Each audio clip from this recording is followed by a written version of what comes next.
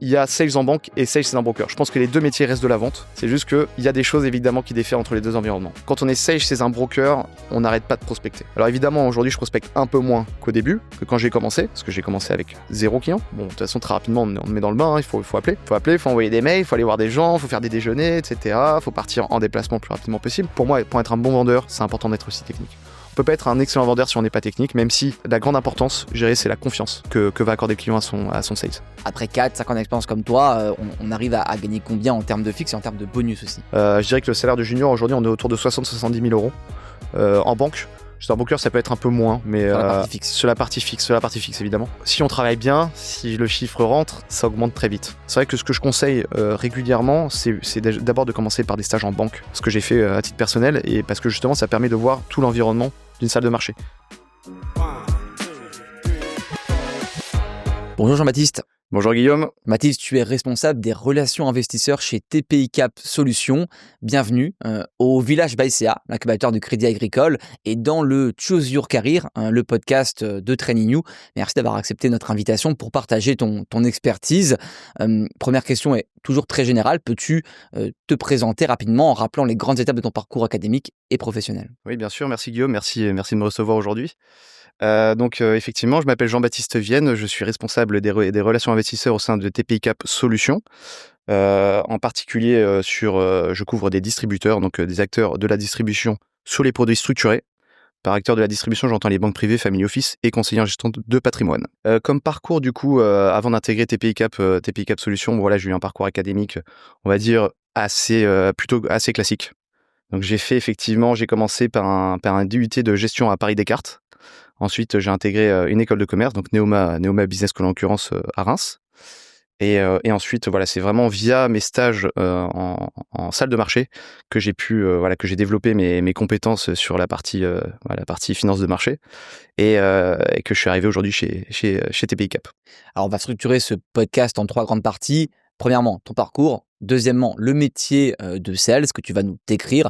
Et troisièmement, le recrutement. Comment on fait pour intégrer une équipe de sales aujourd'hui. Ouais. D'abord, la jeunesse, ton parcours, tu es passé par un DUT avant d'intégrer Neoma. Ouais. D'abord, pourquoi ce parcours? Ensuite, comment s'est passée la transition entre le DUT et une école de commerce? Oui, effectivement, c'est une très bonne question. Alors, pourquoi ce parcours? En réalité, je pense que ça s'est fait un peu comme ça aussi à ce moment-là. J'ai choisi d'intégrer un DUT parce qu'effectivement, moi, j'avais pas vraiment un profil prépa. Premièrement, je suis pas forcément quelqu'un d'extrêmement studieux à ce niveau-là. J'ai besoin d'avoir un peu plus de concret au sein de lorsque j'étudie. Donc pour moi, c'est vrai que le DUT était une formation plutôt professionnalisante. C'est pour ça que j'ai choisi de m'orienter vers cette formation, donc à Paris Descartes, qui est un très bon DUT et effectivement sur lequel chez qui je me suis beaucoup épanoui. Ensuite, école de commerce parce que ça restait une formation assez généraliste. Justement, ça me permettait, je savais pas vraiment ce que je voulais faire à l'issue de mes deux années de DUT. Donc, j'ai décidé de m'orienter vers une école de commerce pour avoir cette formation assez généraliste. Et j'ai découvert la finance de marché justement à Neoma avec un cours en particulier sur les produits dérivés. Mais c'est surtout en fait via mon réseau, on va dire, via les connaissances que je me suis faites au cours de mes études et via les recherches que j'ai pu faire sur internet que j'ai appris à voir un peu ce qu'était une salle de marché. Quel souvenir tu gardes de tes années à Neoma et de ta spécialisation qui était effectivement en corporate et financial markets? Et j'imagine que c'est dans ce cadre-là que tu as eu un cours de finance de marché qui t'a intéressé. Exactement, c'est ça. Alors ouais, c'est vrai qu'à Neoma, on a une formation corporate financial market au campus de Reims, c'est ici que j'ai découvert donc via ce cours, ce fameux cours sur les produits dérivés. Alors je dois admettre que c'est pas la formation la plus technique qui existe, je pense, au sein des différentes universités. Je pense qu'il y a par exemple la formation de Dauphine, le master 203 qui est très réputé en finance de marché, qui est bien plus poussé. Donc c'est vraiment ce que j'ai retenu, c'est plutôt l'ouverture à ce monde-là, qui n'est pas un monde très connu, très évident de base pour les étudiants. C'est vrai que une salle de marché, on entend peu parler. Je pense qu'on connaît vaguement le métier de trader. Finalement, une salle de marché, il y a beaucoup plus de métiers que le trading. Donc c'est plutôt l'ouverture à ce monde-là que m'a apporté Neoma. Ensuite, c'est vraiment, comme je disais au début, c'est vraiment via mes stages, via les expériences que j'ai pu avoir que j'en suis arrivé là aujourd'hui, vraiment. Justement, à Neoma, tu as fait 2 stages en tant qu'assistant sales. Le premier, c'était à la Société Générale, dans les commodities derivatives, et Exactement. le second chez BBVA, en equity et produits structurés. Alors d'abord, c'est difficile de trouver des premiers stages en finance de marché quand on n'a pas forcément beaucoup d'expérience avant, notamment en finance. Comment tu as fait pour obtenir ces 2 offres? Oui, c'est vrai que c'était ça qui était un peu complexe. Alors en fait, bon, l'avantage qu'on a dans une école de commerce, c'est en général, on a une plateforme qu'on peut utiliser pour postuler. Donc j'ai utilisé bien sûr celle de Neoma, où les offres de stage sont publiées.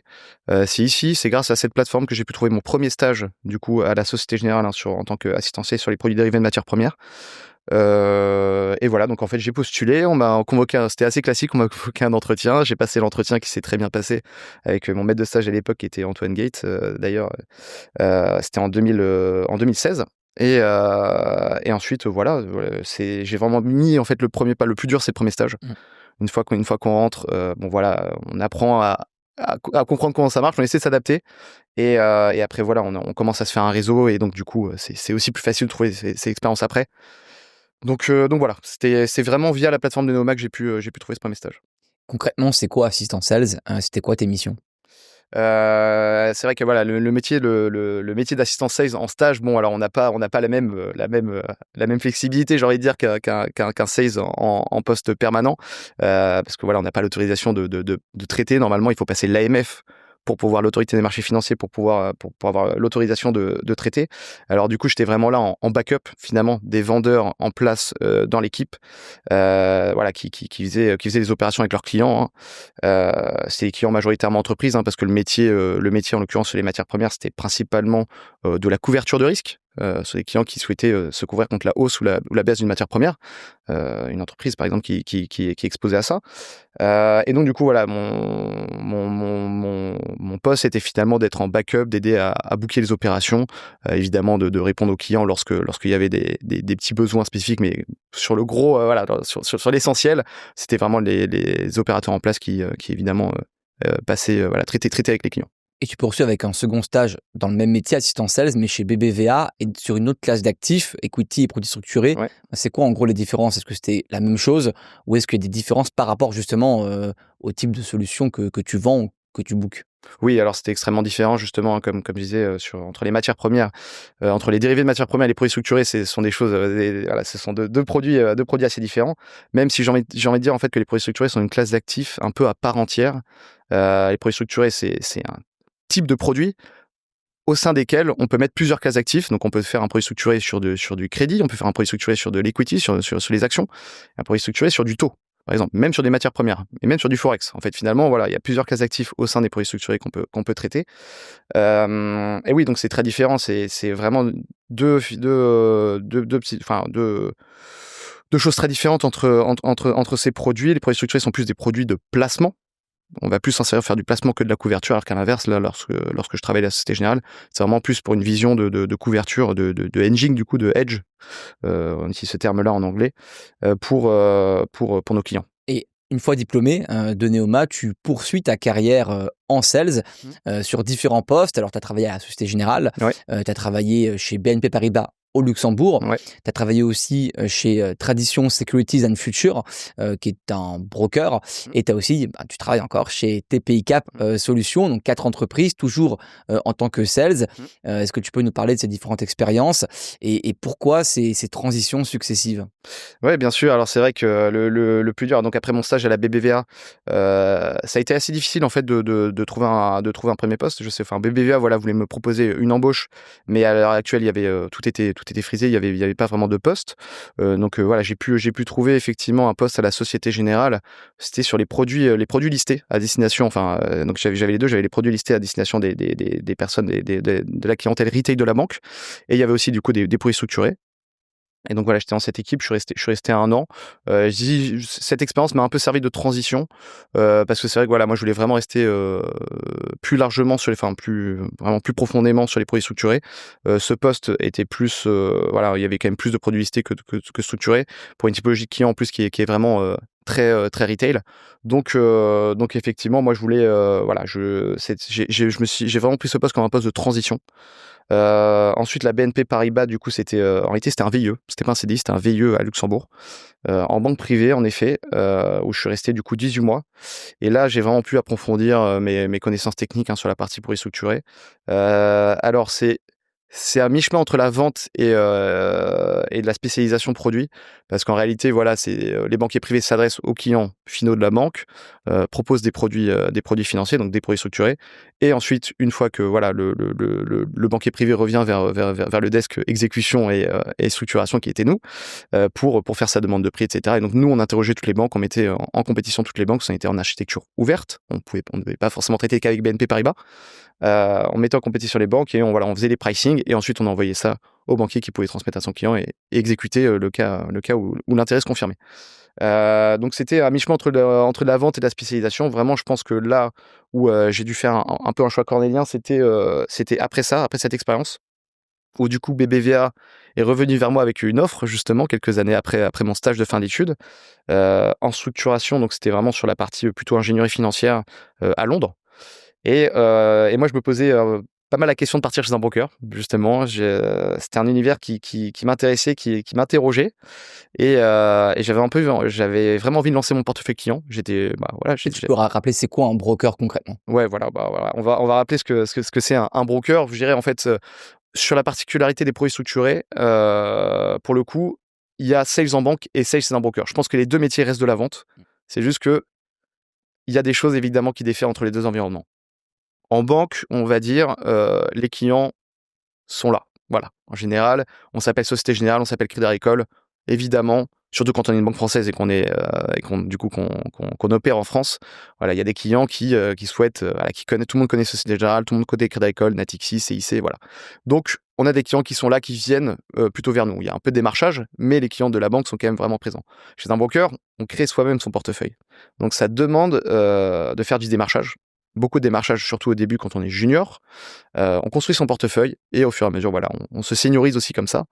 Et donc, Toi, tu voulais faire ça à cette époque? voilà, je voulais faire ça, j'avais 25 ans, donc c'est pour ça que voilà, je me suis dit, c'est maintenant ou jamais. Je suis jeune, j'ai envie de prendre ce risque.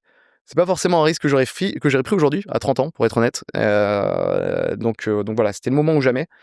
Donc finalement, c'est pour ça que j'ai choisi d'aller chez un broker. Donc je suis parti chez Tradition, effectivement, sur le desk préstructuré à Paris, où du coup je suis resté un peu moins d'1 an.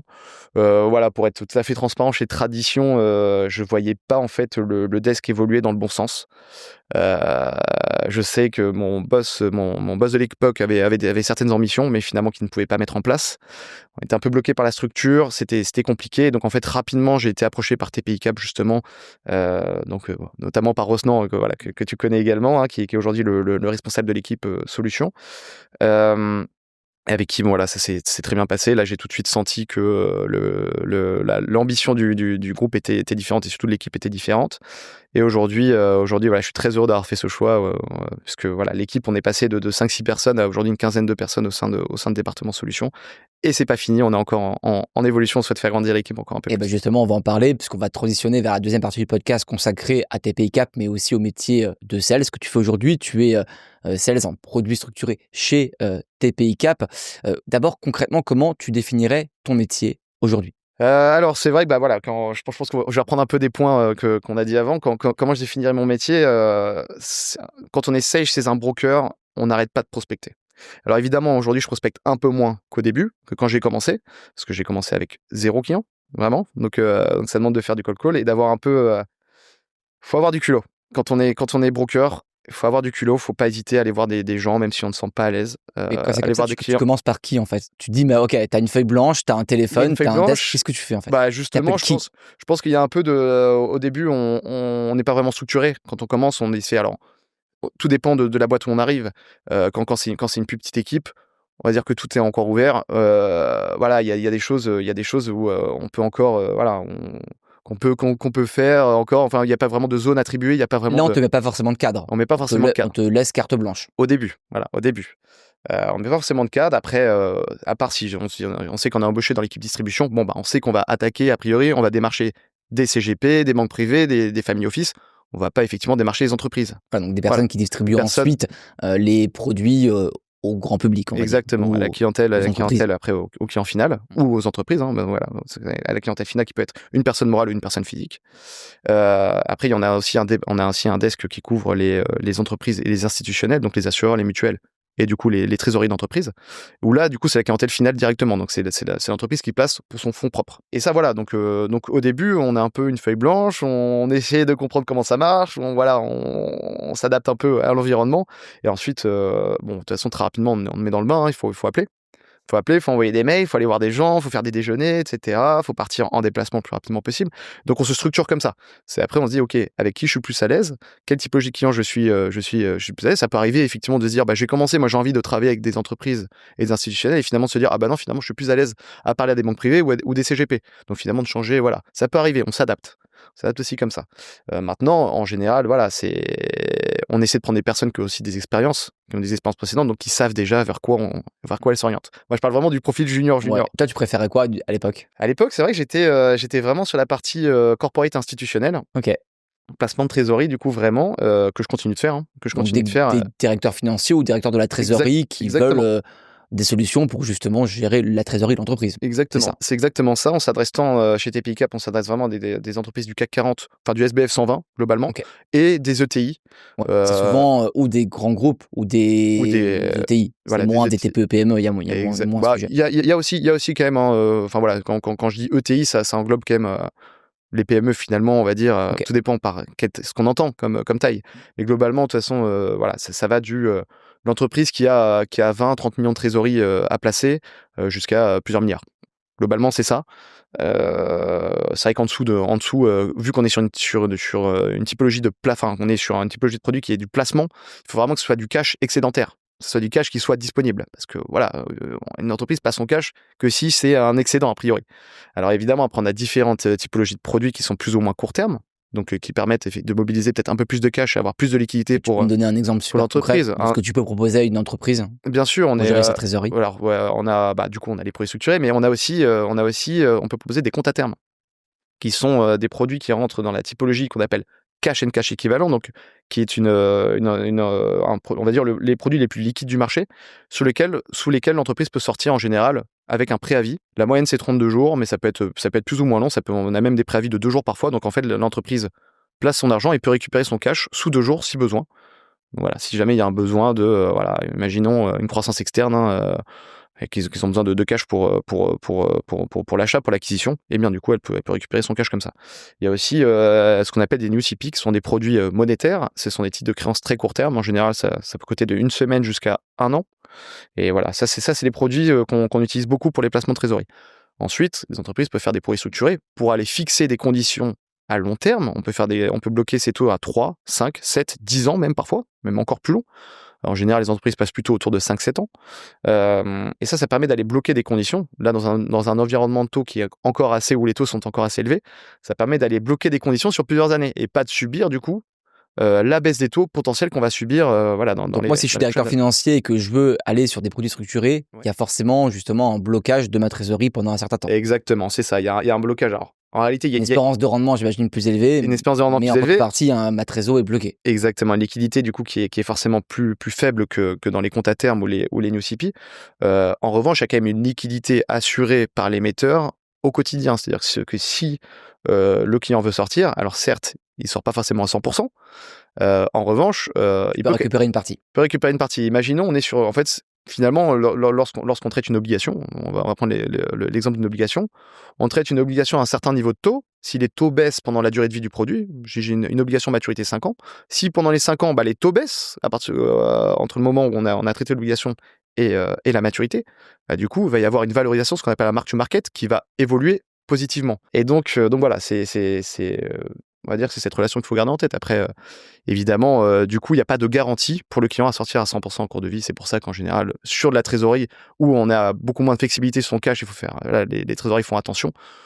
On va plutôt... La majorité de leur cash est allouée sur des produits plus court terme, avec plus de liquidité. Voilà. Est-ce qu'il y a un ticket d'entrée quand je suis une entreprise pour profiter de ces solutions-là ? Oui, alors ça dépend des solutions justement, et ça dépend de l'émetteur de la solution. Sur des comptes à terme, il y a des émetteurs qui vont demander des minimums entre 10 et 20 millions. Il y en a d'autres qui vont demander des minimums à 1 million. Donc ça dépend vraiment c'est un peu au cas par cas. Sur les structurés, en général, on tourne entre 200 000 et 500 000 euros de tickets de tickets d'entrée. On a même certainement avec qui on peut travailler des tickets pour 100 000 euros. Donc voilà.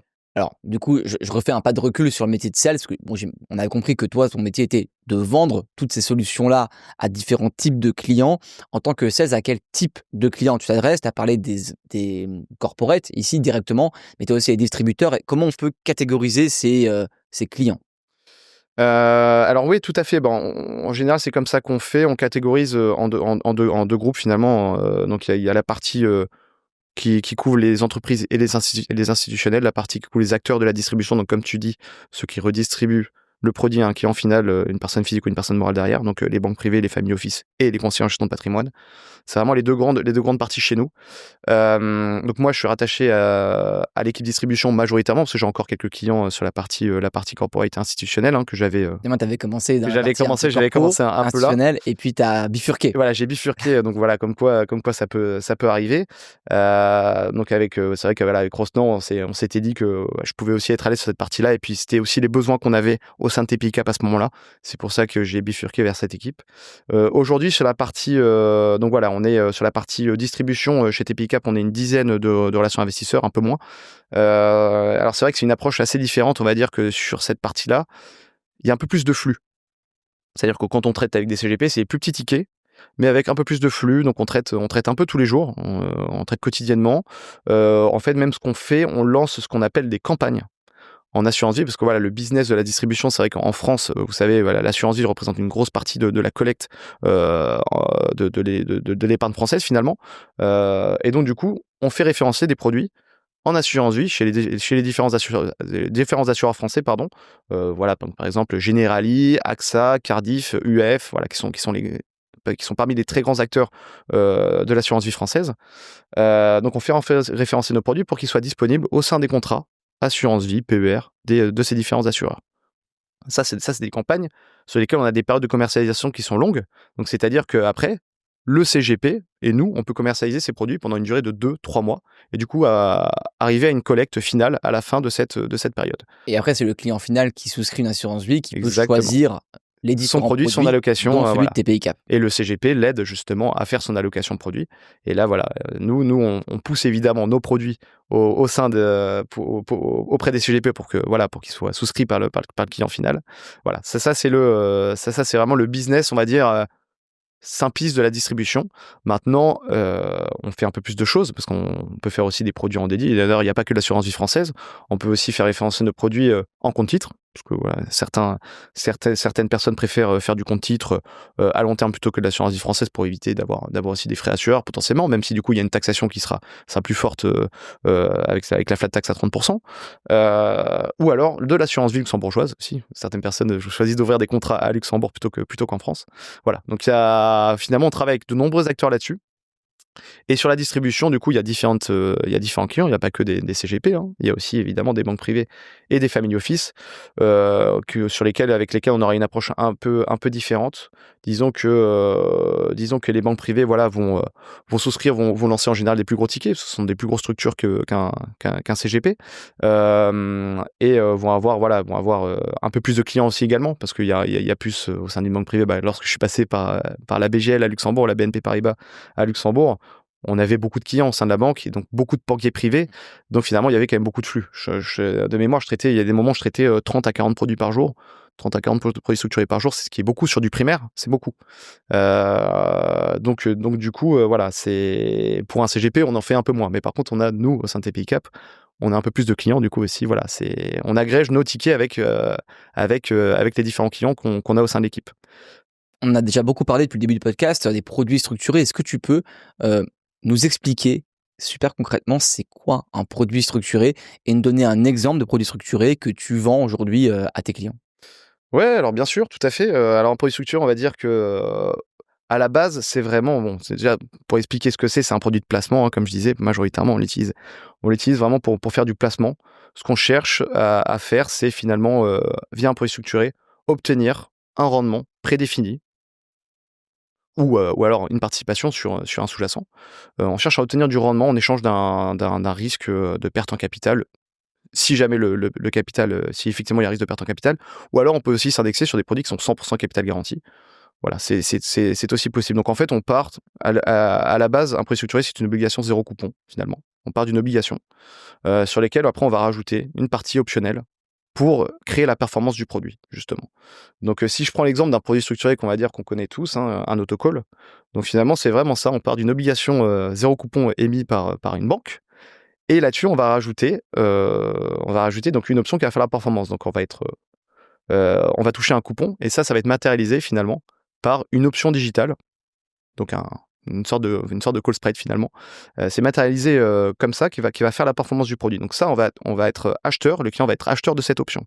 Donc en contrepartie, vu qu'elle est acheteur d'une option aussi, pour potentiellement avoir plus de rendement, parce que cette option a une prime qui peut avoir un certain prix, et bah du coup elle va se mettre à risque de perte en capital matérialisée par la vente d'un put donation. Donc sur un autocall en général, c'est ce qu'on fait. La vente d'un put donation, donc c'est la fameuse barrière de protection du capital, c'est comme ça en général on la définit, qui peut être de moins 40, moins 50%, donc c'est-à-dire qu'on est protégé sur le capital tant que le sous-jacent, donc l'indice, l'action, n'a pas baissé de plus de 40 ou 50% par rapport à son niveau initial.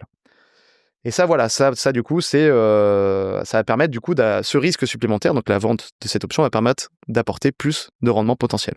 Alors, je dis pour ceux qui nous suivent, ça peut paraître un peu technique, tu emploies des termes financiers, et tu as parlé de Rosnan tout à l'heure. Rosnan, il a construit en grande partie une formation qui vous prépare aux entretiens en finance de marché, et tous ces sujets-là sont traités dans les différents cours sur la plateforme Training. Donc n'hésitez pas à aller vous référer à ça pour ceux qui veulent comprendre tout ce que nous dit Jean-Baptiste ici, qui peut paraître un peu technique pour ceux qui n'ont pas exercé ce métier. Moi le premier d'ailleurs, qui ai fait de la corporate finance et pas de la finance de marché. Ouais, non, mais c'est vrai que voilà, après, voilà, ça va dire que c'est un peu la base. Lorsqu'on passe un entretien sur les produits structurés, c'est quand même le premier produit qu'on va demander, donc c'est pour ça que voilà, question de base. C'est l'autocall, vraiment, comment fonctionne. C'est une question très basique, j'imagine. C'est une question, voilà, c'est une question en fait où en entretien sur un produit structuré, c'est forcément, vous serez testé sur cette question-là, sur qu'est-ce qu'un autocall. Voilà, c'est le premier produit en général qu'on donne. On parle d'Athena, de Phoenix. Il y a d'autres choses, il y a plein d'autres choses. Je pense que voilà, les produits structurés, c'est un environnement tellement large que voilà, on peut traiter sur énormément de sous-jacents notamment. Je pense notamment, voilà, il y a par exemple comme autre produit structuré qui peut être très intéressant. On parle aussi d'arbitrage. Donc, qu'est-ce qu'un arbitrage? C'est finalement tirer parti d'une inefficience de marché, en quelque sorte. Voilà, mais tirer parti de manière garantie, c'est-à-dire que on est protégé en capital et en plus on a un rendement qui est aussi garanti. Donc c'est une inefficience de marché parce que parfois au sein des marchés financiers peut y avoir justement certains paramètres. Pas parfait. Les marchés ne sont pas parfaits. Par exemple, le marché spot peut être voilà, il y a entre le marché spot et le marché futur, on peut capturer un spread. Enfin, finalement, capturer faire un arbitrage entre ces deux choses, entre ces deux marchés pour tirer justement un gain. Je pense que voilà, par exemple, il y a des produits qu'on traite aussi pas mal chez TPI Cap qui sont très intéressants. Ce sont des produits d'arbitrage sur le marché du crédit, ce qu'on appelle des SKU notes du coup. Et ça, par exemple, ça c'est un produit que je trouve extrêmement intéressant parce que c'est assez malin. Finalement, en fait, c'est juste on tire parti d'une inefficience entre le marché sur le marché du crédit, entre par exemple un indice. Je prends l'exemple de Lightrax Main, qui est un indice crédit qui est très réputé, et ses composantes. Donc ces composantes, ce sont les crédits défaut de swap de chaque composant de l'indice. Où il y en a, en l'occurrence sur le main, il y en a 125.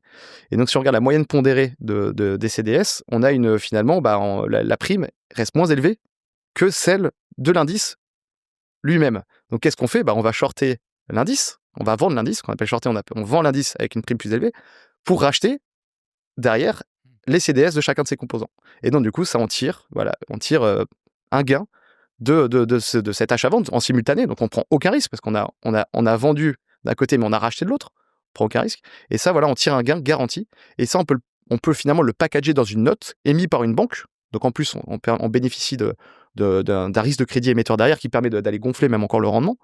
Et il y a quelques émetteurs qui proposent ça, et je trouve ça extrêmement intéressant parce que finalement, ça, notamment pour la trésorerie d'entreprise, c'est un gain garanti qui est supérieur en général même à une obligation qui est bien supérieure à une obligation émise par cette banque-là, parce que finalement, voilà, ça permet d'aller proposer un pick-up un rendement supplémentaire.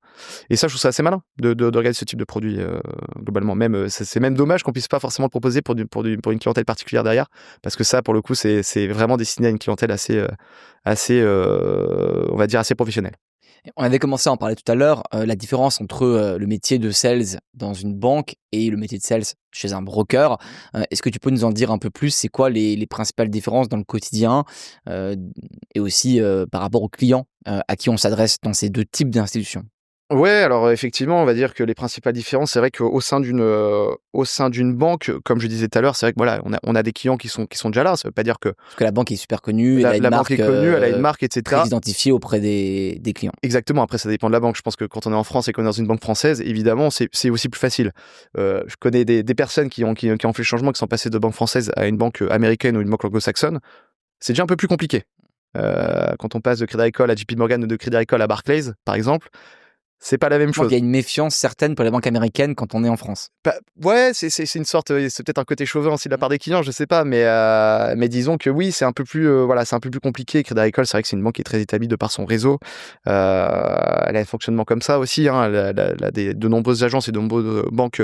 Enfin, c'est une espèce de réseau Il y a des bancaire en synergies fait. évidemment avec Exactement. tous les autres métiers de la banque. Exactement, c'est une banque qui a un réseau énorme en fait, et donc du coup voilà, au sein de la salle qui est centralisée à Paris, il y a un peu tout ce flux qui vient de la part des différents réseaux un peu partout en région et qui permet d'avoir finalement quand même un business assez développé, de manière assez simple, parce que finalement, en général, les caisses régionales de Crédit Agricole, en général, traitent quand même avec la maison mère. Ça peut arriver effectivement qu'elles traitent avec d'autres banques, mais en général, il y a quand même pas mal de flux qui viennent vers la maison mère, donc à Paris.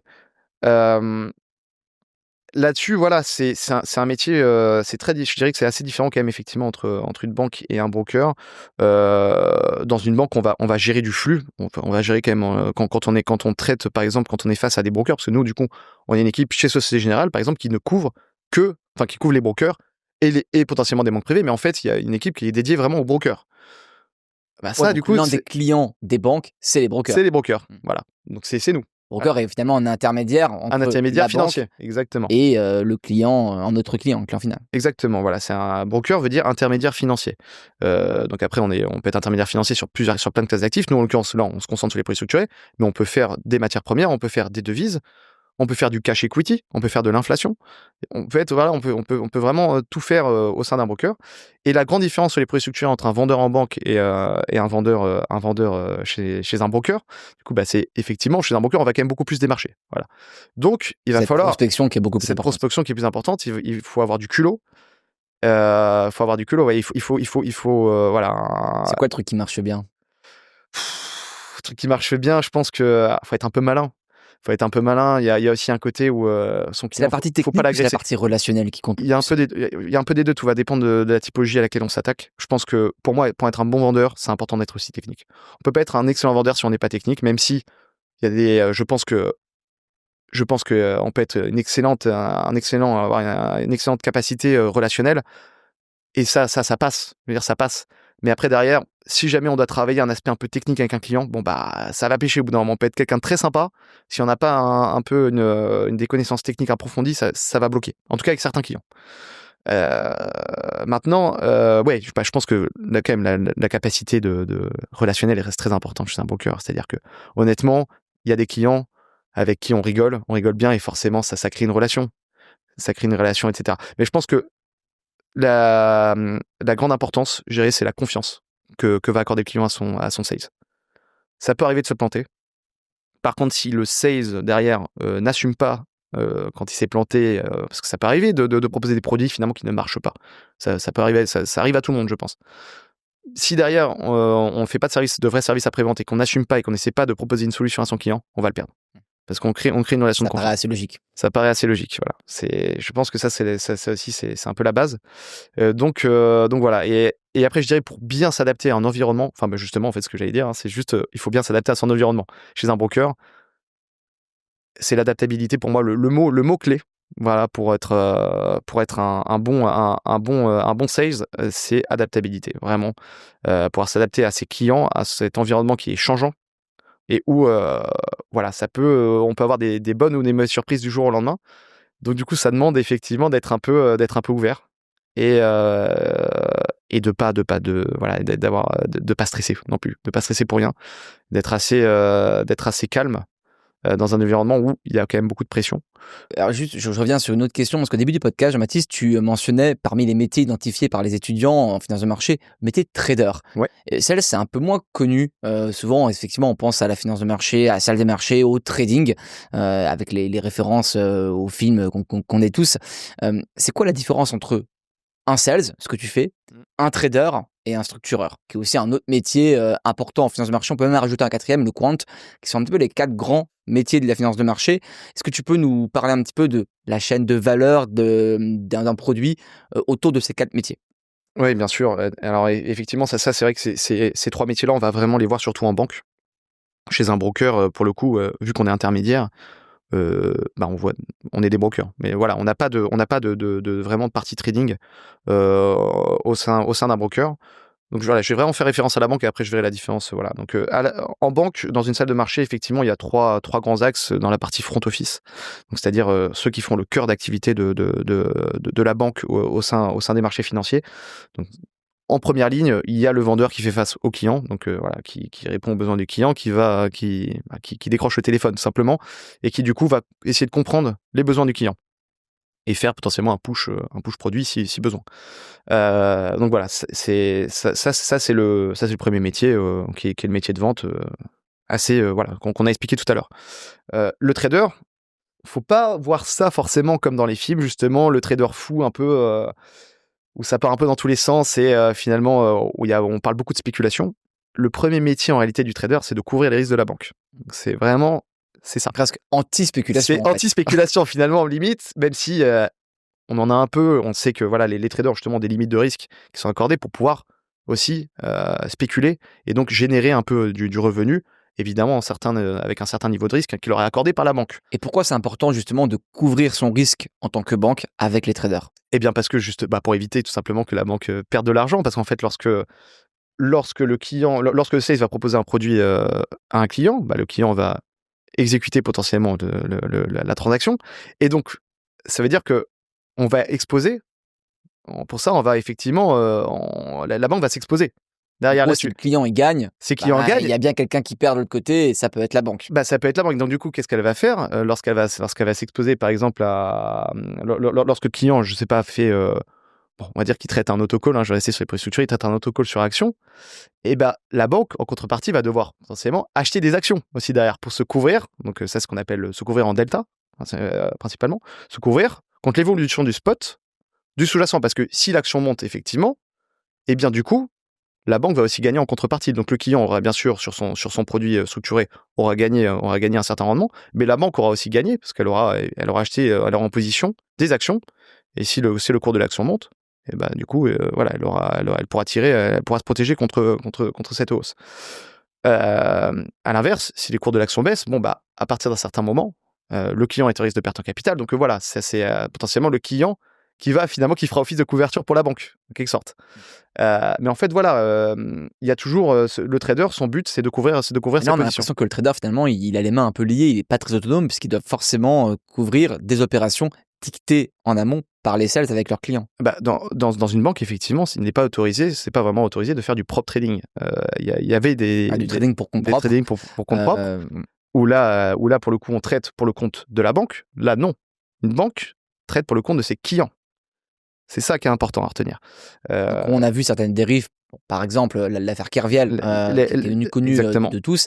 Là, en fait, c'était plutôt un trader qui était vers du prop trading et qui est sorti de ses habitations initiales. C'est ça. C'est un peu ça, effectivement. Il a dépassé des limites de manière très excessive, parce qu'on sait que voilà, il y a eu des positions qui ont dépassé les 50 milliards, ce qui était 2 fois les capitaux propres de la banque à l'époque. Donc évidemment, ce sont des positions qui sont inautorisées. Si derrière les positions sont en perte, comme ça a été le cas au moment où ils ont débouclé les positions, et bien du coup, c'est des milliards et des milliards de pertes potentielles pour la banque où on met à risque du coup des clients derrière, parce que la banque a des clients qui placent leur cash au sein de la banque, et donc du coup, si jamais la banque fait défaut, c'est potentiellement plusieurs millions de personnes qui se retrouvent dans une situation très compliquée. Aujourd'hui, si je suis trader dans une grande banque comme Société Générale, BNP ou autre, quel est le pourcentage d'opérations que je peux faire pour mon compte propre? Ça, après, je pense qu'il faudra vraiment poser la question à un trader. Mais je pense que ça dépend de la banque. C'est minoritaire, on est d'accord. C'est minoritaire, évidemment. Voilà, le premier métier du trader, c'est de couvrir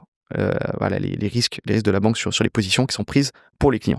Et parfois, il y a des traders qui sont dans d'autres institutions, par exemple dans des hedge funds ou des fonds. Là, pour le coup, c'est différent. On n'est plus sur de la couverture de risque, on va aller chercher du rendement. Exactement. Là, on trade pour le compte du fonds.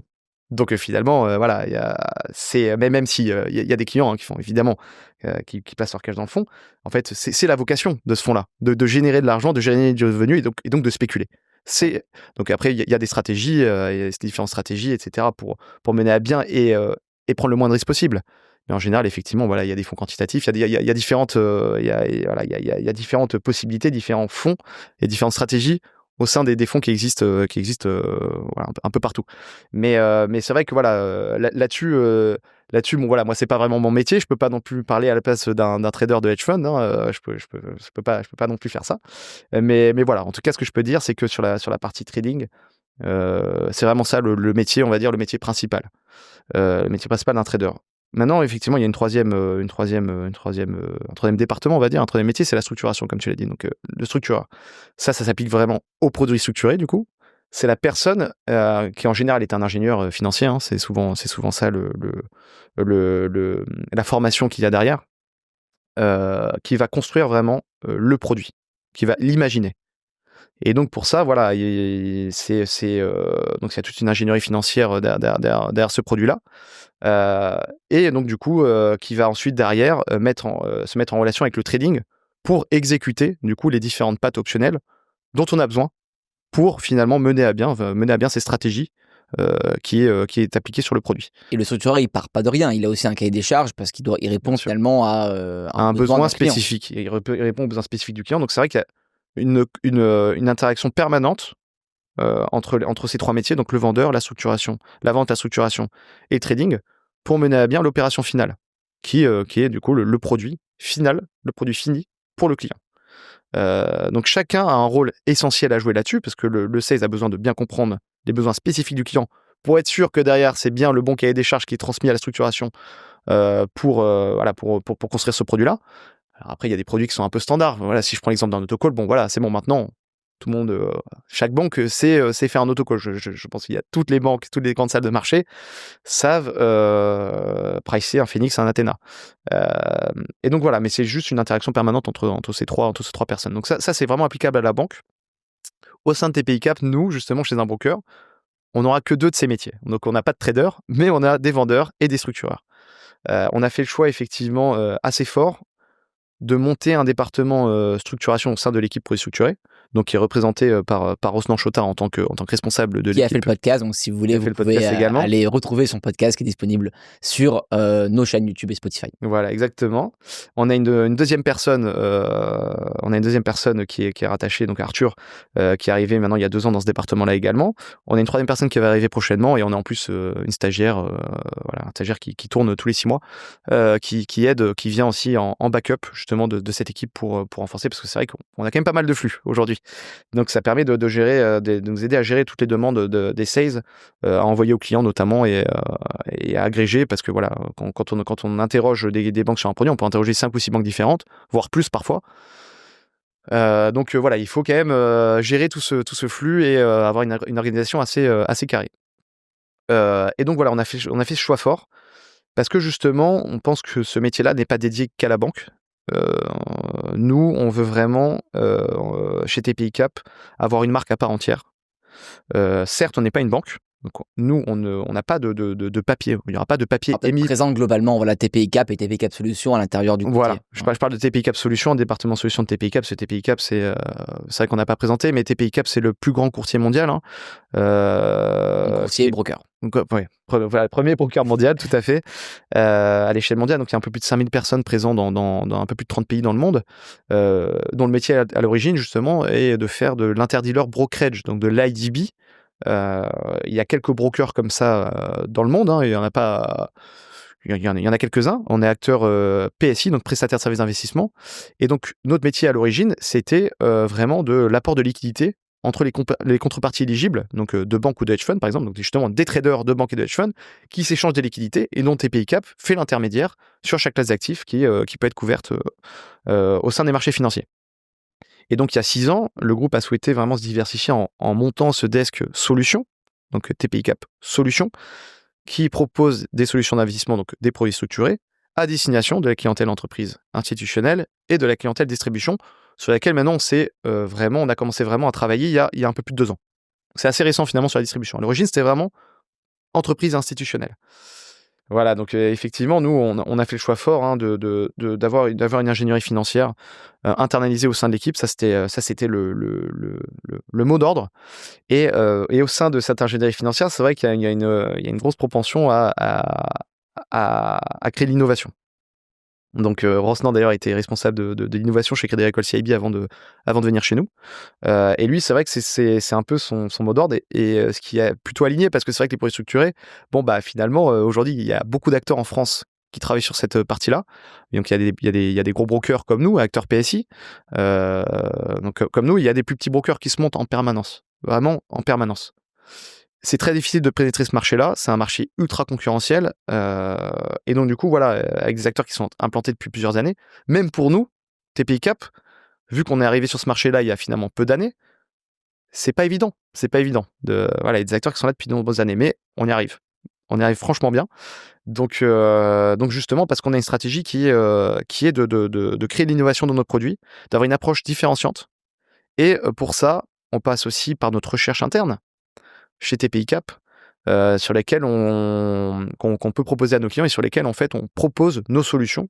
Et on arrive du coup avec un argumentaire qui est toujours qui est assez complet pour proposer nos solutions. Donc lorsqu'on propose un produit sur les taux, on va poser un argumentaire sur les taux. Lorsqu'on propose un produit indexé sur du CRI, donc par exemple une Credit Link Note, une CLN, on va vraiment faire de la recherche sur l'entité sur laquelle on va proposer ça. Pareil sur notre recherche equity. Parce qu'on va proposer un autocall sur une action, sur un indice, du coup on va regarder ce que propose notre recherche là-dessus. Et la recherche, c'est finalement un peu un autre métier accessible en finance de marché. Exactement.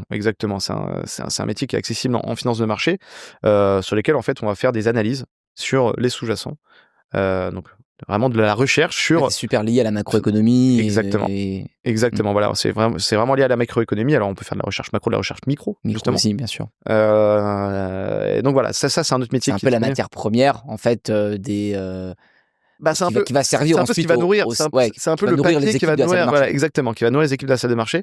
Et d'ailleurs les brokers se servent beaucoup de cette recherche pour pas que sur les produits structurés, sur absolument tout, pour justement proposer des opportunités à leurs clients. Je reviens sur le métier de sales.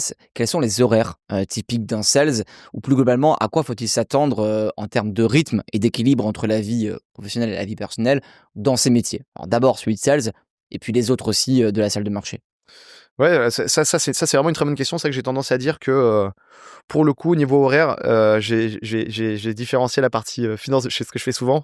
J'ai différencié la partie finance de marché, la partie corporate finance, vraiment sur la partie notamment le M&A, où on peut avoir des horaires assez lourds, vraiment assez lourds, surtout quand on commence. Voilà, on entend des horaires. Alors moi, j'ai jamais fait ça, mais j'ai entendu des personnes qui finissaient à minuit, voire même parfois 3h du mat, et ils revenaient à 10h du matin, et puis voilà, ça repartait. Je confirme. Voilà, donc Guillaume l'a fait, donc voilà. Mais voilà, alors que c'est vrai qu'en finance de marché, c'est pas le cas. On est limité par les horaires des marchés financiers. Ouais. Donc le marché européen ferme à 17h30 sur le marché action. Le marché du crédit ferme plutôt autour de 18h, 18h30. Bon. Déjà, voilà. Mais tu commences plus tôt aussi. Mais on commence entre 8h et 9h. Voilà, on commence entre 8h et 9h. On est là. Et qu'est-ce que tu fais avant l'ouverture des marchés? Alors, c'est vrai que justement, là aujourd'hui, nous, on est sur une activité, les produits structurés, où on a moins besoin, disons, d'envoyer. Il y a des activités, par exemple, sur le Forex, où ils doivent envoyer des mornings, par exemple, à leurs clients. Ils envoient des mornings à leurs clients tous les matins avant l'ouverture. C'est autour de entre 7h et 8h, je ne sais plus l'heure exacte, mais assez tôt, c'est vraiment très tôt. Les CX sont là pour préparer ces mornings, et donc du coup, briefer un peu leurs clients sur les événements qui se sont passés la veille et sur du coup ce qui peut se passer aujourd'hui, donc les Ça, potentielles tu peux pas opportunités trop le qu'on peut faire le avoir. soir, quoi. C'est plutôt Ah bah vraiment non, le c'est plutôt le matin. matin Oui, parce qu'il s'est déjà passé des choses. C'est un bien sûr. marché. Oui. Il faudrait que c'est un C'est un marché marché mondial. c'est un marché Et... mondial qui tourne tout le temps. Bien sûr. Donc du coup, il faut être. C'est pas quelque chose qu'on prépare le soir. C'est vraiment. Et c'est que en c'est vraiment- Forex ou sur d'autres Non, classes non, actives il aussi? y a d'autres classes Ouais. actifs. Il y a d'autres classes actifs sur lesquelles ça existe. Je pense. Voilà, sur les matières premières, c'est aussi le cas. Non, il y a évidemment une classe actif, mais globalement, voilà. Nous, on a un peu moins ça. C'est vrai que voilà, nous, on a cette partie-là. On t'arrive un peu plus tard. Donc j'arrive un peu plus tard. C'est vrai que voilà, moi, j'arrive au bureau autour de 9h. Ça dépend, parfois c'est un peu plus tôt, parfois c'est un peu plus tard lorsque j'ai des meetings à préparer. C'est plutôt ça.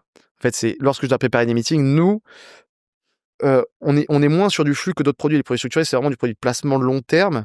Donc du coup, nos, nos meetings mettent un peu de temps à préparer. Donc il y a les demandes de prix à faire, etc. aux banques. En général, les prix sont envoyés, parfois c'est assez rapide, parfois ça peut être un peu plus long. Lorsqu'on est sur des produits un peu plus complexes, ça peut parfois mettre plusieurs jours. Après, c'est un produit, donc la structuration met plusieurs jours à revenir Ouais, c'est avec un un produit prix. innovant, donc on n'a C'est pas un produit forcément le innovant, prix qui exactement. est, C'est qui pas un est peu- c'est pas facile un- à trouver comme ça en quelques Exactement. secondes. Ok.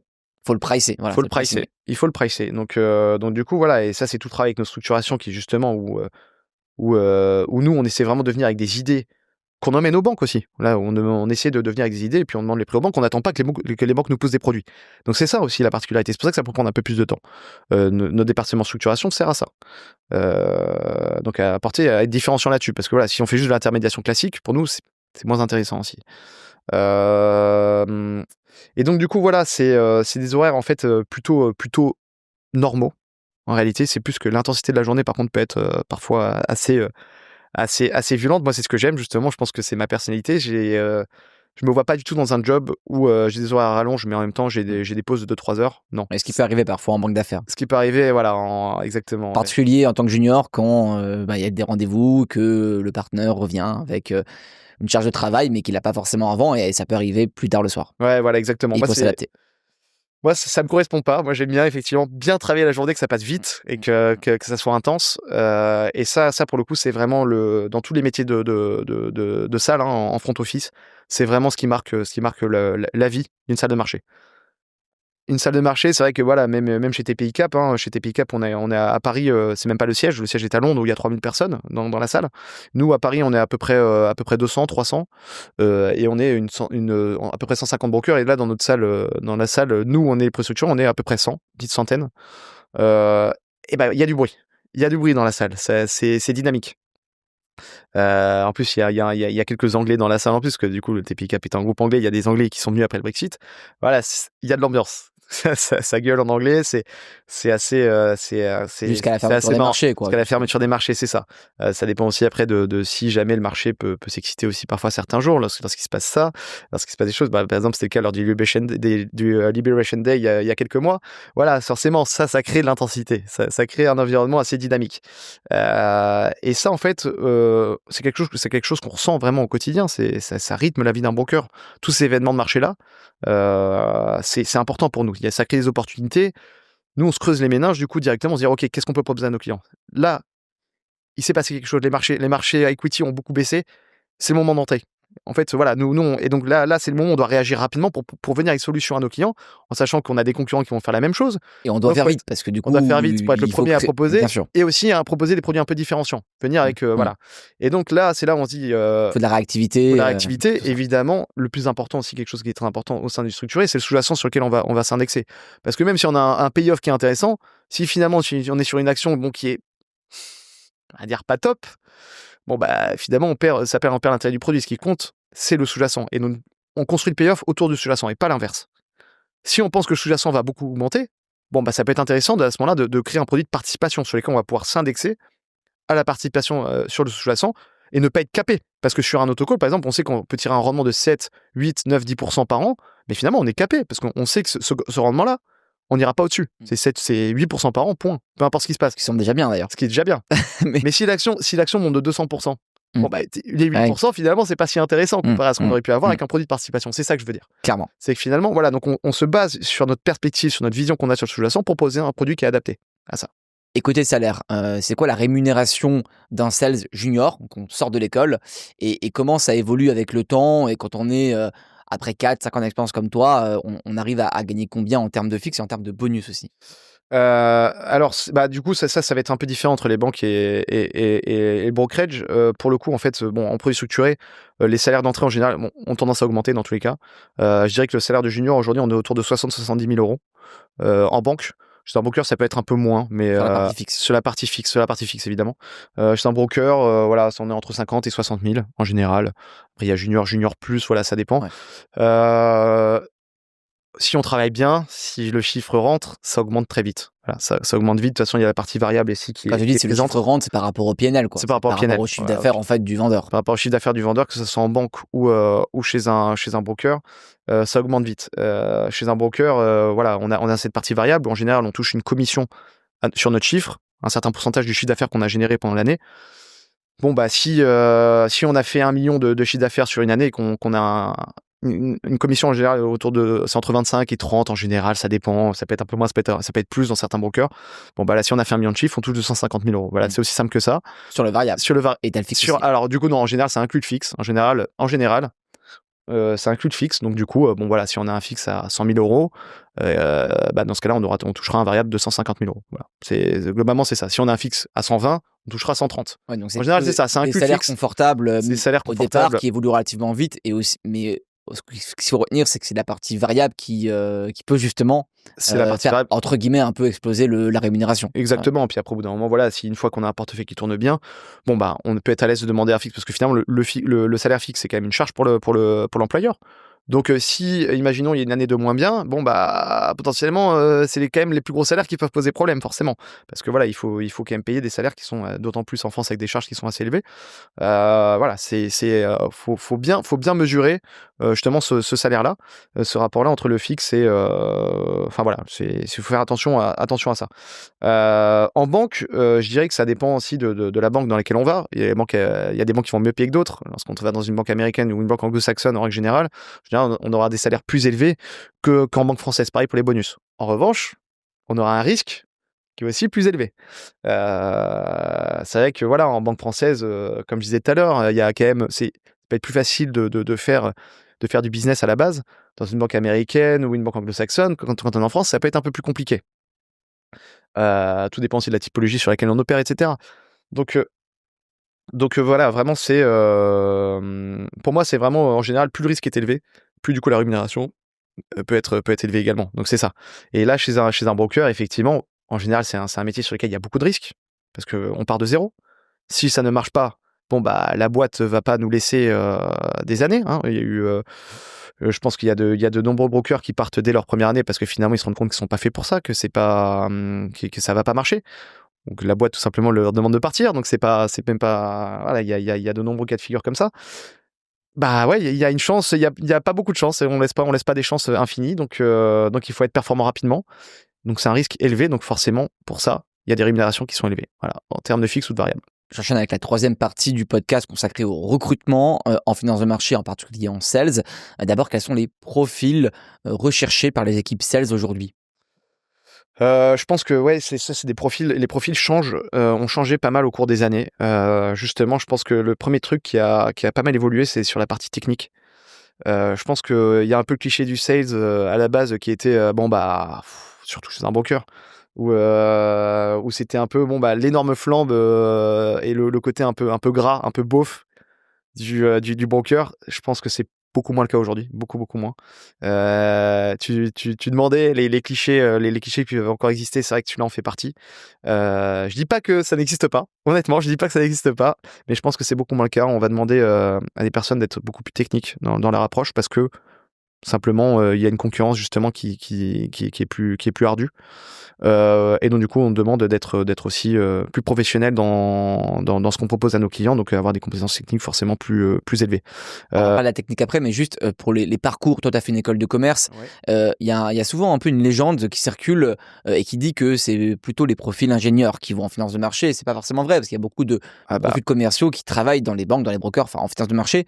Voilà, pour être sales, on peut très bien faire une école de commerce ou une école d'ingénieur. Bien sûr, tout à fait, effectivement. Ou l'université. Parce qu'on développe des compétences, dans chacune de ces écoles. Je veux dire, en général, il y a un peu le cliché, tout comme il y a le cliché de l'ingénieur qui est un peu dans son coin, qui n'a pas forcément des capacités relationnelles très développées. C'est un cliché, Ouais, bien sûr. évidemment. Tout le monde n'est pas comme ça.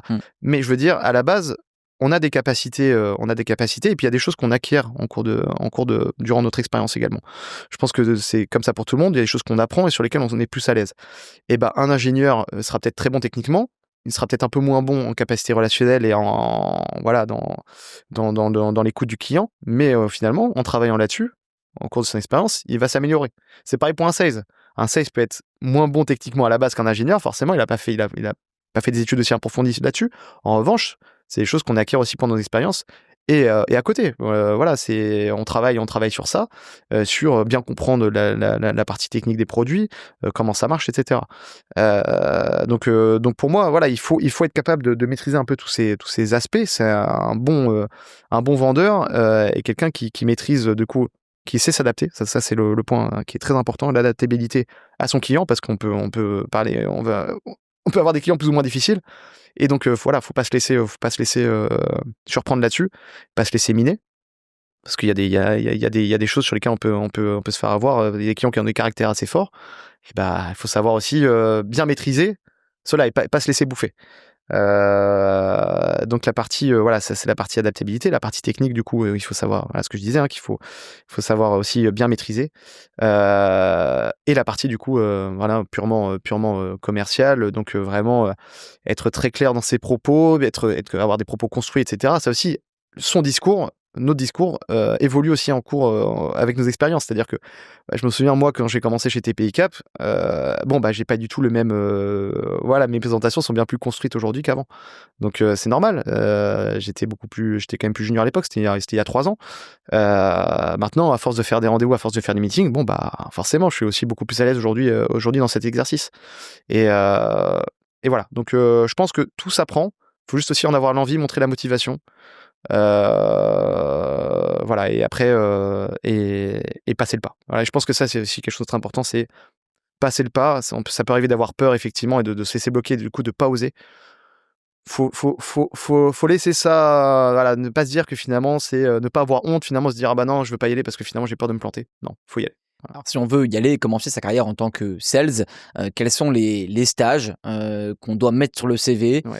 et qui préparent justement à ces métiers-là, qui seront valorisés par les recruteurs? Alors toi, tu as fait assistant sales, mais au-delà de ça, est-ce qu'il y a d'autres parcours qui sont bien vus par les recruteurs en finance de marché pour sales? Oui, alors je pense que, on va dire que chaque parcours peut être un peu vendu, mais bon, aujourd'hui, je pense que bon, si on veut faire si on va obtenir un poste en sales, c'est quand même important d'avoir fait de la vente avant en finance de marché, enfin, que ça soit en banque ou chez un broker.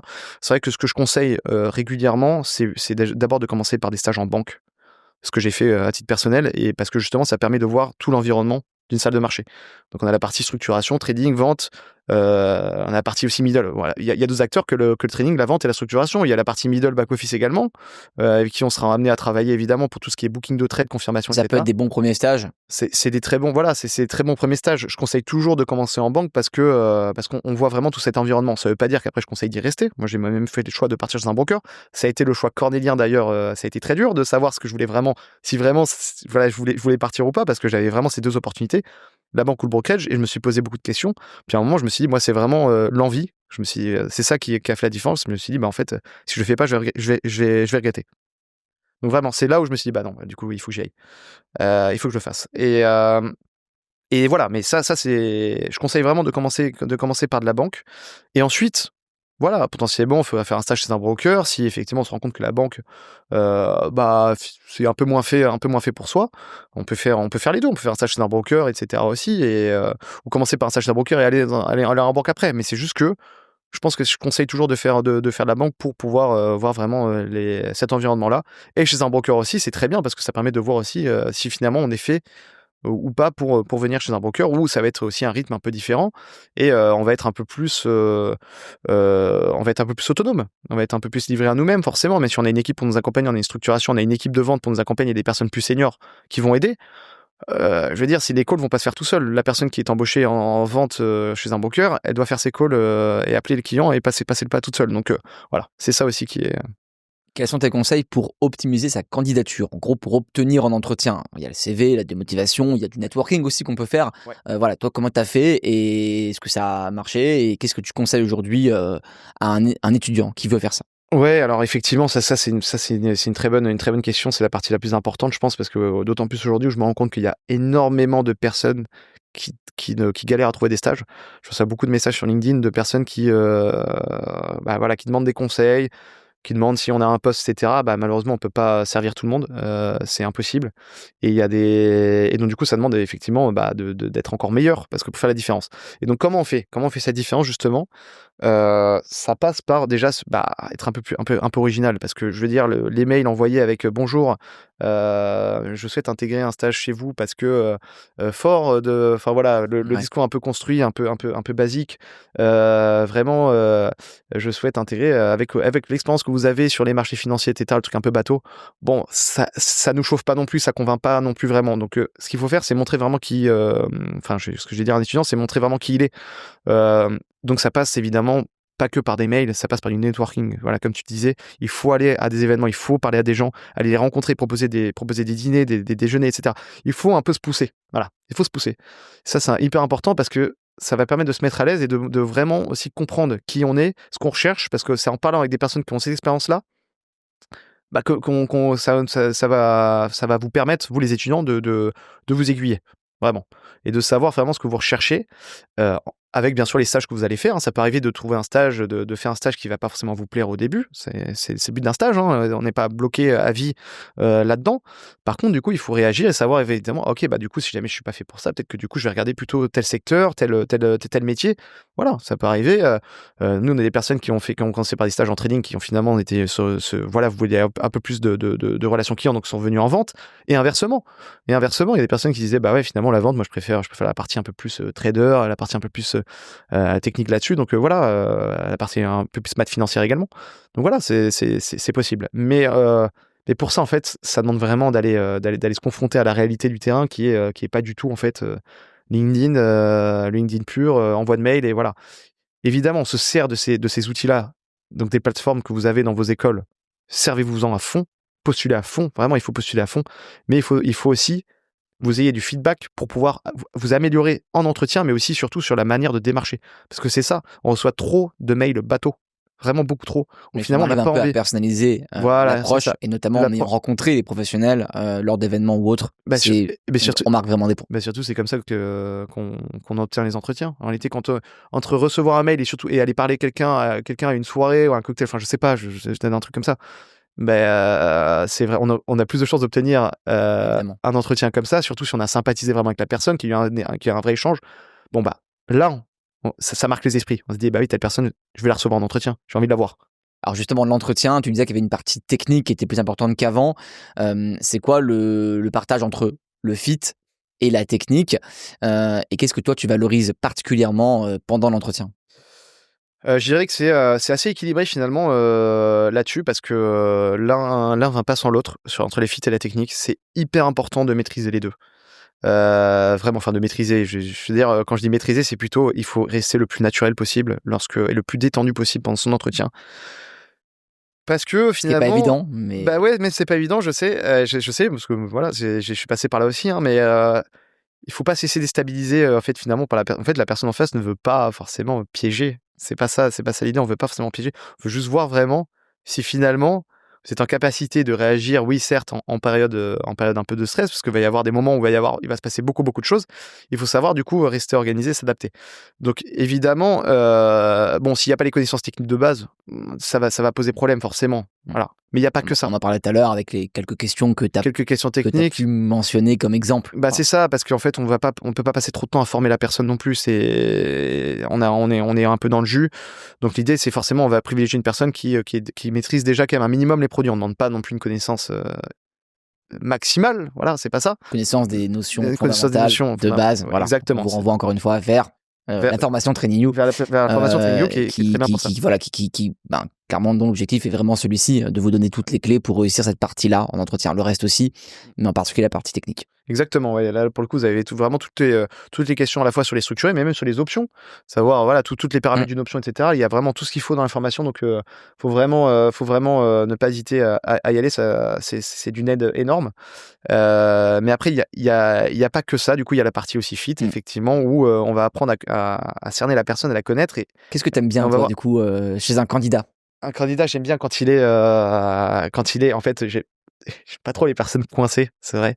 J'aime bien une personne qui est assez alors il faut le juste milieu là-dedans, c'est-à-dire que être à la fois Détendu, mais pas trop, quoi. voilà, détendu mais pas trop. Je veux pas non plus le mec qui, voilà, qui se la pète un peu, qui est trop arrogant, c'est pas ça l'idée, évidemment, parce que sinon ça va pas fitter avec le reste de l'équipe. Le but c'est qu'on voilà, voilà, on soit tous humbles de toute façon voilà, dans ce qu'on fait. Mais c'est pas Il y a ça. déjà eu un gars super arrogant en entretien? Ouais, ouais, j'ai déjà vu des gars qui étaient un peu, qui se sentaient un peu trop chauds, ouais. Ouais, il y en a eu Et comment quelques-uns. tu le vois? Enfin, comment ça s'est passé? Bah, en fait, c'est juste qu'après à la fin, voilà, pendant le débrief, quand on en parle avec les personnes de l'équipe, si on en rigole un peu, on se dit bon, ouais, alors c'est trop excès de confiance. Voilà, excès de confiance. C'est pas bon non plus, excès de confiance. Il faut le juste milieu là-dessus. Voilà. Ouais, faut être confiant, Il mais faut être pas arrogant. voilà, Ouais, confiant mais pas il y a arrogant. un équilibre à trouver.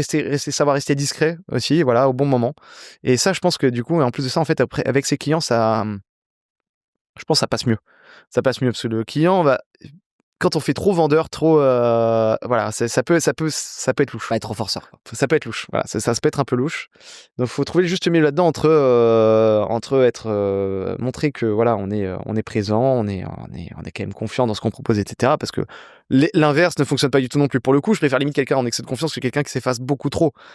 En tout cas, sur la Ouais, partie forcément, sur bien la sûr, partie réussite. sur la partie vente aussi, Sur la partie vente, c'est il important. oui. Donc voilà, mais après voilà, il y a un fit en fait qui se passe avec l'équipe, surtout sur la partie sur le business de la distribution où on travaille en équipe parce qu'on agrège, on travaille beaucoup ensemble sur la partie lancement de produits.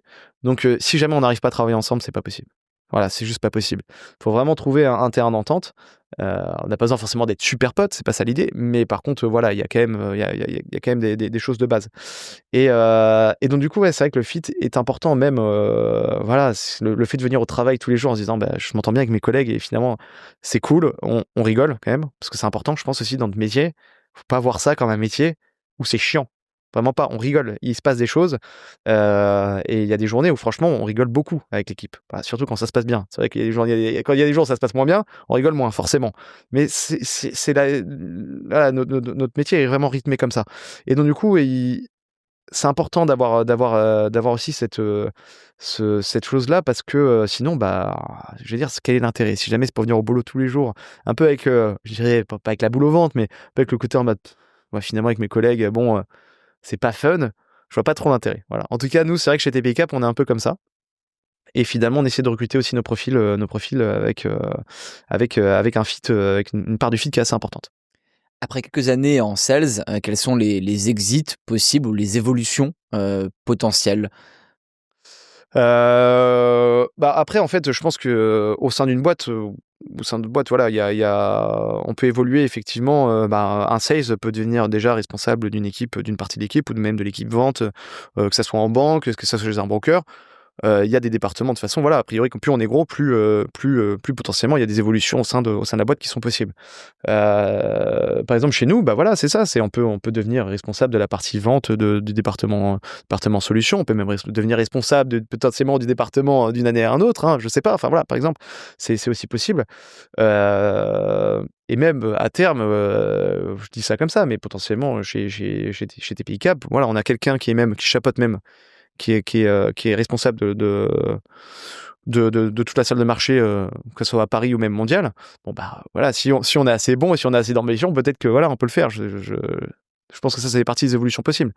Euh, à titre personnel, j'en suis pas là, mais voilà, je pense que ça c'est possible. Et c'est la même chose en banque. Je veux dire, en général, les évolutions, c'est ça, on est sales au sein d'une équipe. Ensuite, on prend la responsabilité de la partie vente, enfin de l'équipe. Ensuite, on peut devenir sales, enfin responsable, boss de la partie vente de toute la salle de marché. Et ensuite, potentiellement, alors on monte surtout en fait en strat comme ça. Puis on peut aller passer de la banque aussi au broker. Au broker, on peut passer de la banque au broker et potentiellement inversement. Oui. Potentiellement inversement, même on peut aller vers de l'AM. Il n'y a pas que voilà, il y a aussi de l'asset management qui existe, etc. Donc voilà, je pense qu'il y a plein de choses possibles. Nous, il y en a même, hein, j'ai vu ça, des sales, que ça soit en banque ou en broker, qui sont devenus CGP, qui ont monté leur cabinet de conseiller en gestion de patrimoine et qui sont devenus, du coup, aujourd'hui, voilà, avec un rythme un peu plus tranquille, du coup, et qui gèrent, du coup, bah, l'argent, qui portent conseil à l'argent de leurs clients. Et puis voilà, ils sont fait un réseau en général pendant les expériences précédentes, en banque ou chez un broker, donc ils connaissent du monde. Donc ils partent pas de rien non plus. Ils ont quand même effectivement des personnes en général qui ont un minimum de cash à placer. Donc voilà, ils partent pas de zéro. Ça permet ça peut être aussi une sortie. Ça peut être aussi quelque chose de sympa à faire. Baptiste, on arrive à la fin de ce podcast, mais il reste encore une partie un peu traditionnelle du Choose Your Career, c'est le quiz. Ouais. Du Choose Your Career, alors je rappelle les règles rapidement, ce sont des questions courtes de mon côté, des réponses courtes de ton côté. Ok. Le produit financier que tu trouves le plus pertinent? Ah bah du coup, justement, je pense que je l'ai dit tout à l'heure, pour moi c'est l'arbitrage de skew dont j'ai parlé, l'arbitrage de skew sur le crédit. Je trouve ça vraiment très malin, le fait de proposer des arbitrages en règle générale, hein. Il n'existe pas que le skew, il y a aussi, il y en a par exemple sur le marché du carbone que nous on propose à nos entreprises. C'est le fait de capturer finalement un gain certain avec une protection du capital certaine, due aux inefficiences des marchés. Moi je trouve ça très malin, voilà, globalement. Un mot pour décrire le métier de sales? Encore une fois, adaptation. Honnêtement, adaptation à cet environnement qui peut être très particulier, très changeant rapidement, avec beaucoup de stress, beaucoup de pression. Il faut savoir du coup s'adapter à ça, anticiper du coup, pour ne pas se laisser avoir, pas se laisser déborder. Voilà, donc je pense que l'adaptation résume bien tout ça. La journée la plus stressante que tu as connue depuis que tu exerces ce métier de sales? C'était justement il y a 2 ans, je pense, une journée où, je devais passer une opération qui était, très complexe et surtout pour une grosse taille et enfin l'opération en elle-même, le produit n'était pas très complexe, c'est plutôt l'opération qu'il était et voilà, on a eu les approvals que la journée même de l'opération, sachant c'était pour une couverture pour le coup, donc le client derrière était en l'air. En fait, sur l'autre opération, c'est vraiment pour de la couverture. Donc on avait beaucoup de pression de la part du client, c'était des appels toute la journée du client, etc., etc., etc. Enfin voilà, c'était, je pense, la journée la plus stressante de très loin, de très très loin. On a pu passer l'opération à 17h, 17h30, vraiment fin de journée. Ça a été un stress énorme. Je suis rentré chez moi, j'étais lessivé, vraiment dû au stress en fait, à la pression qui était montée ce jour-ci. Mais bon, voilà, on est très content d'avoir pu passer l'opération, donc c'était du bon stress. Le cliché sur les sales qui est quand même un peu vrai? Bah du coup, ouais, je dirais la partie un peu. Voilà, on est des vendeurs. On est des vendeurs, donc forcément, on est des personnes assez. On essaie de convaincre nos clients. On pousse des choses. Donc on est des personnes assez à l'aise en général en relation, et donc ça peut passer pour de l'excès de confiance. Et c'est vrai que parfois il y a des sales qui sont vraiment en excès de confiance. Ça peut être un peu, un peu le cas. Donc je dirais ouais le côté un peu show off, ouais. La plus grande erreur que tu as faite? Et bah, ouais, c'était, il y a un moment, j'étais un peu trop enfin, c'était il y a 4 ou 5 ans, justement, lorsque j'avais une offre de la BBVA. Et bah, en fait, il y avait une partie que vous connaissez bien, évidemment, que normalement qui est bien connue. Les banques font, un espèce de questionnaire. Alors, je sais plus comment il s'appelle. Les questionnaires Le envoyés background par les check. RH. Ouais, exactement. Alors non, c'est pas le background check, c'est Ah. plutôt les questionnaires envoyés par les RH où, c'est des questions, des tests un peu. Ah d'accord, oui, les tests, Ouais, les tests psycho, psychotechniques, machin, ouais, et OK. cetera. Et en fait, c'était un truc où bah, je m'en souviens, j'étais parti un week-end à Madrid et je l'ai fait un peu trop en mode détente. Il me laissait peu de temps pour le faire et je l'ai fait trop en mode détente. Et en fait, j'ai raté une partie du test. Comme quoi, il faut vraiment se préparer parce qu'en fait, ça m'a vraiment créé des complications. Ensuite, pour la suite du process, et en fait, en sachant que j'avais réussi à avoir le poste. Bon, finalement, j'ai quand même pu avoir la proposition du poste du coup à Londres et j'ai finalement choisi de ne pas aller à la BBVA. Donc voilà, mine de rien, mais je m'en souviens que c'était un trauma vraiment sur le moment parce que en fait, j'ai regretté de ne pas l'avoir préparé ce truc-là. J'étais vraiment en mode c'est facile, c'est simple, etc. C'est pas du tout simple. Et je l'ai fait en gueule de bois un lendemain de soirée. Très très mauvaise idée, vraiment. Donc ça, il faut surtout pas passer à côté de ce test-là. Parce que ça paraît débile et pourtant je vous assure que, c'est des tests en général qui peuvent être assez pièges. Voilà. Le meilleur conseil qu'on t'ait donné? Bah, c'était, je pense mon ancienne maître de stage à la BBVA, Nathalie du coup qui m'avait dit, parce que voilà, j'hésitais beaucoup entre la banque et le brokerage notamment et je me posais pas mal de questions là-dessus et en fait, Nathalie m'avait dit, écoute, elle m'avait dit que elle pensait que je pouvais très bien aussi m'adapter chez un broker et qu'il fallait que j'hésite pas, que j'ai pas peur en fait. J'ai pas peur, qu'il fallait y aller, qu'il fallait que je montre la même envie que je montrais à l'époque, enfin voilà, que je montrais et cetera.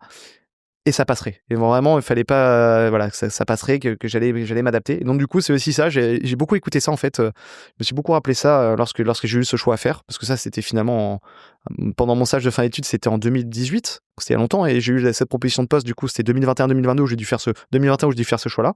Donc 3 ans après. Et j'ai repensé à ça, et c'est ça en fait qui m'a orienté vers. Voilà, je me suis dit allez, faut y aller. Faut y aller, je pense que parce qu'il y a un peu le cliché il y a beaucoup de gens disent ah non, il faut rester en banque, le broker c'est trop risqué, trop d'insécurité, il faut voilà, les gens un peu certaines personnes ne jurent que par la banque. C'est vrai que moi je vais clairement pas dire ça. La banque est très bien, c'est un très bon il faut y passer, c'est un très bon apprentissage. Par contre, je pense qu'au bout d'un moment, voilà, chacun est libre de faire son choix, et potentiellement, il y aura des personnes qui seront plus heureuses et qui s'adapteront plus chez un broker. Parce que voilà, il y a aussi un côté qui est moins politique. Et ça, voilà, ça c'est le meilleur conseil qu'on m'a donné. C'était pas court, désolé, mais Si tu n'étais pas sales, tu ferais quoi? franchement, je me suis posé la question 1 milliard de fois et je sais pas. Je sais pas si je ferai un autre métier classique. C'est tout en fait. Enfin, un autre métier, je veux dire, quand je dis classique, je considère pas que ce métier est classique, mais juste voilà, je pense que je ferai un truc. Je me suis toujours vu DJ ou un truc comme ça, un truc dans la musique, surtout la musique électronique, voilà que j'aime beaucoup. Une anecdote que tu n'as pas souvent partagée et que tu aimerais nous raconter aujourd'hui? Je peux pas trop rentrer dans le détail. Mais oui, en fait, la finance de marché, principalement les produits structurés, c'est un tout petit monde, tout le monde se connaît. On voit forcément des têtes passer à droite à gauche, ça change de boîte, etc. Et donc voilà, moi j'ai des collègues avec qui je travaillais avant qui sont devenus des concurrents. Il peut y avoir des coups bas. J'en ai eu du coup. Donc voilà, notamment un client que je suivais un très beau client que je suivais lorsque j'avais commencé chez Tradition et lorsque je suis parti. Et bah du coup, c'est une collègue qui est partie chez notre broker qui l'a récupéré. Et en fait, ça, c'est quelque chose où en fait, je me suis dit ah ouais, donc c'est vraiment un environnement qui est extrêmement concurrentiel et un peu de shark. Pour le coup, ça c'est pas un cliché. On fait face à des personnes qui sont shark et ça c'est le jeu, c'est comme ça. Donc il faut faire attention à ça. C'est une petite anecdote sur laquelle je me rappelle tous les jours.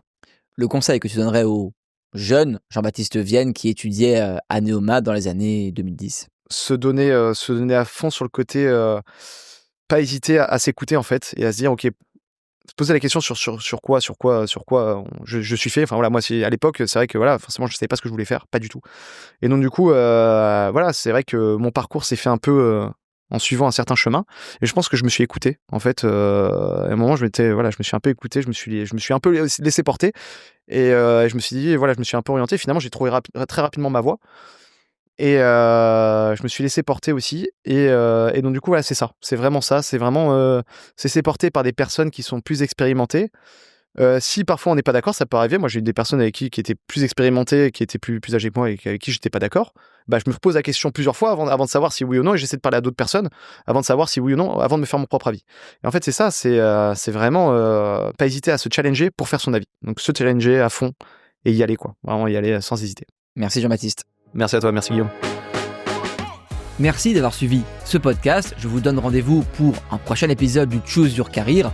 Pour retrouver les précédents épisodes du Choose Your Career et de notre autre podcast Career Insight, rendez-vous sur YouTube, Spotify et Apple Podcast. Et n'hésitez pas à suivre nos réseaux sociaux, LinkedIn, Instagram et TikTok, pour être au courant de l'actualité, et à vous abonner évidemment à la plateforme Training You si vous cherchez un stage ou un CDI pour booster votre préparation.